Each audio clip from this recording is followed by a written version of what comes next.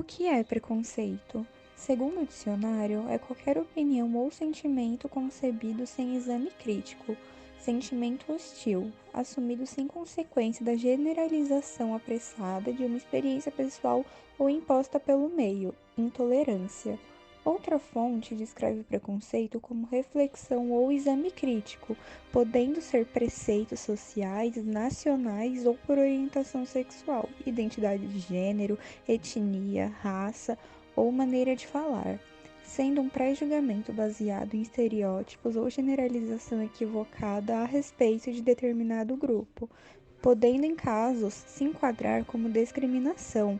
Na área da filosofia, esse tipo de preconceito é bastante presente, pois sendo uma área muito teórica e bastante reflexiva, muitas das vezes bastante pensativa, faz as pessoas julgarem sendo como algo fútil, viajando e sem sentido em uma sociedade que já está bastante desenvolvida. Mas isso, na verdade, não passa de intolerância e falta de conhecimento, já que a filosofia é responsável por se discutir questões sociais e sobre a própria existência. Portanto, veremos um exemplo simples de como a intolerância filosófica é perigosa. Com isso, falaremos sobre a morte de Sócrates. Sócrates nasceu na Grande Atenas, numa época em que a arte, a política e a religião era a base do Estado, ou seja, esses elementos regiam as pessoas. Por esse modo, se cria uma comunidade muito focada em se desenvolver nessas áreas, e uma que se destacou foi a política, pois os cidadãos não estavam mais dispostos a aceitar tudo que a nobreza impunha, já que as decisões tomadas eram normalmente pensadas somente para o bem da nobreza e de modo que ela podia tirar vantagens de classes inferiores. Assim, se inicia vários processos que buscavam encontrar um regime político que agradassem a todos. Só que, por mais bonito que todo esse discurso pareça, essa busca pela satisfação geral da nação não era exatamente a felicidade de todos, e sim de uma pequena parcela dela, que era destinada aos que eram considerados cidadãos de Atenas, ou seja, apenas homens nascidos em Atenas com pais atenienses, maiores de idade e não escravos, podiam participar da política. Ou seja, mais que a metade da população não podia opinar nas decisões que eram tomadas. Essa parcela era composta por mulheres, escravos e crianças. A partir desses protestos, começou-se a criar uma espécie de democracia em Atenas, coisa que hoje em dia é muito respeitada e protegida. Mas nesse período, a democracia era um tanto diferente da que temos hoje. Atualmente, nós utilizamos da democracia indireta, pois, já que temos noção mais ampla e justa do que são cidadãos em uma sociedade, entendemos que tem muito mais pessoas envolvidas. Portanto, elegemos um representante que acreditamos apoiar nossas ideias e vontades, e assim ele assume o cargo de tomar as decisões em nosso nome. Já em Atenas, a democracia era direta.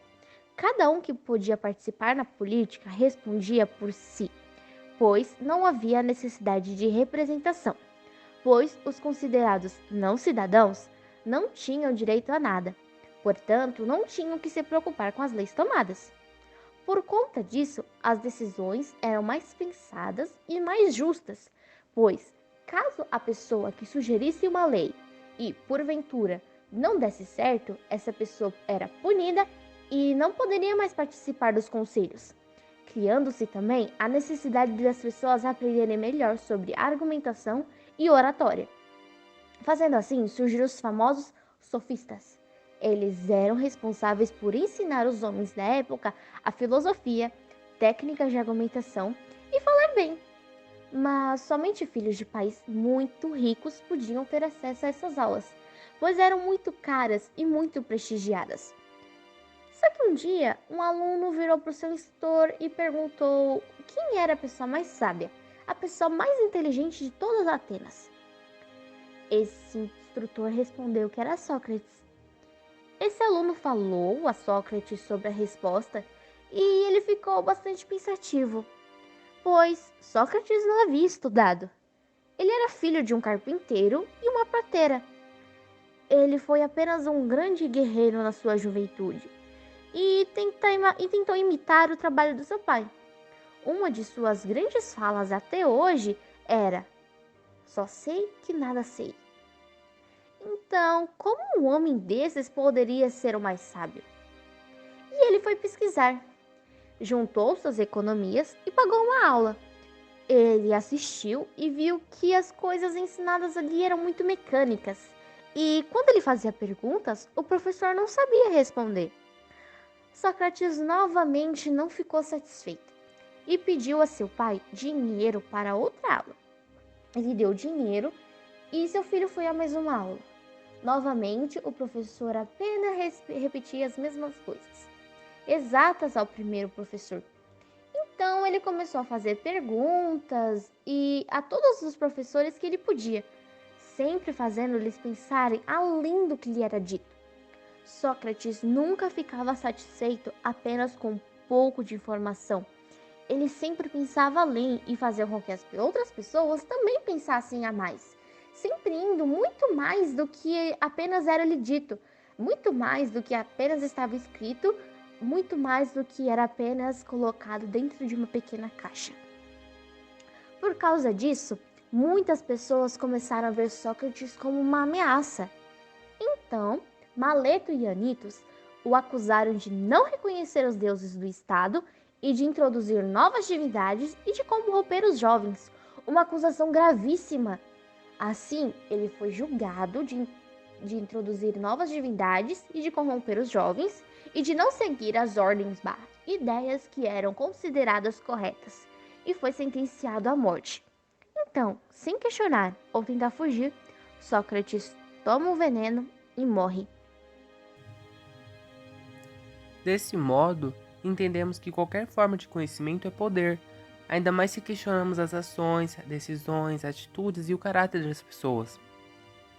E isso é um perigo para aqueles que se encontram em cargo de poder, já que se sentem no direito de fazerem o que bem entendem. Quem quer ter pessoas sob o seu domínio e ter tudo na palma das mãos, entende que uma sociedade que pensa e questiona não pode ser manipulada ou enganada, pois assim como Sócrates, não acreditam em tudo que ouvem e sempre vão atrás da verdade. Por isso, na sociedade atual, é perigosíssimo governos ou grupos que ameaçam institutos de pesquisa e ciência, jornalismo e a educação, pois essas entidades estão comprometidas com a verdade e elas vão sempre contra a maré das pessoas mais intencionadas e egoístas, sempre incentivando a crítica. Uma das armas que essas pessoas usam contra o questionamento e o pensamento livre é o preconceito, principalmente a filosofia. Por isso que entender o porquê das coisas é importante, porque a filosofia ela traz o ato de questionar e desconstruir, assim dando poder à mão daqueles que são capazes de ter opiniões baseadas em fatos e de não aceitar qualquer coisa em prol da verdade ou da sabedoria. Em conclusão, que ao tudo que foi dito, a filosofia ela pode sim desbanalizar o mundo.